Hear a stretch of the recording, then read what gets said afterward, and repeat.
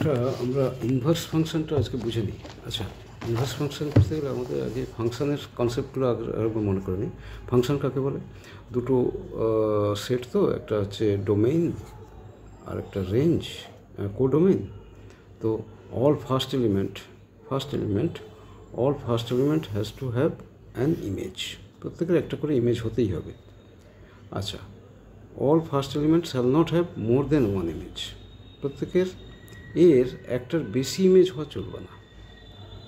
একটা তো হতেই হবে, দুটো হওয়া চলবে না, ঠিক আছে? One and only one image. এবারে দুজনের একটা ইমেজ হতে হবে। Two elements can have same image. আর এর সবকটা এলিমেন্টের ইমেজ হতেই হবে, অল ফার্স্ট এলিমেন্ট, ঠিক আছে? এর হচ্ছে ফাংশনের কনসেপ্ট। তো এবার ইনভার্স ফাংশন কী হবে? ইনভার্স ফাংশনের কনসেপ্টটা কি? ইনভার্স ফাংশন যেমন সাইন ইনভার্স, নাম শুনেছ তোমরা?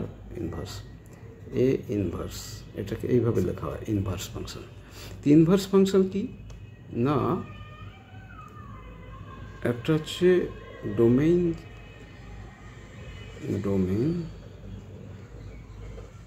আর একটা হচ্ছে কোডোমেইন।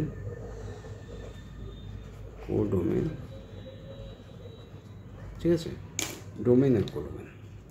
এর এটা চারটে আছে, এরও চারটে আছে। এবার দেখো, প্রত্যেকের অ্যাটাচড, এর তো সবগুলো হতেই হবে, ডোমেনের ফাংশন হতে গেলে সবগুলো অ্যাটাচড। এরও তাহলে এটা কিছু ওয়ান হয়ে যাচ্ছে, ওয়ান আর কি এই সবকটা কভার করছে, কোডোমেনের সবকটা কভার করেছে onto, because all elements of codomain is included।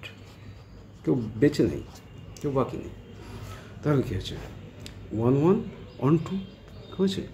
এবার উল্টো দিকে দিয়ে দাও, এইটাকে ডোমেন করে দাও,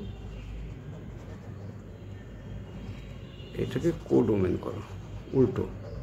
এটা হচ্ছে ইনভার্স। এটা কি পসিবল? ইয়েস। এগুলো যদি অবজেক্ট হয়, প্রত্যেকের ইমেজ আছে, আর এর প্রত্যেকটা এলিমেন্টের ইমেজ আছে, এবং এটা যদি কোডোমেন হয়ে যায় তাহলে এর সবকটা ইনক্লুডেড আছে।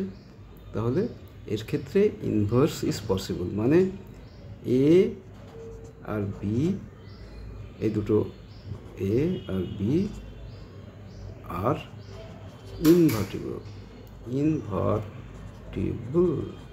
তার মানে A is equal to B inverse or B is equal to A inverse. এগুলো জাস্ট জেনে রাখো, পরে রিসার্চ করবে, ফার্স্ট বেঞ্চে যাবে।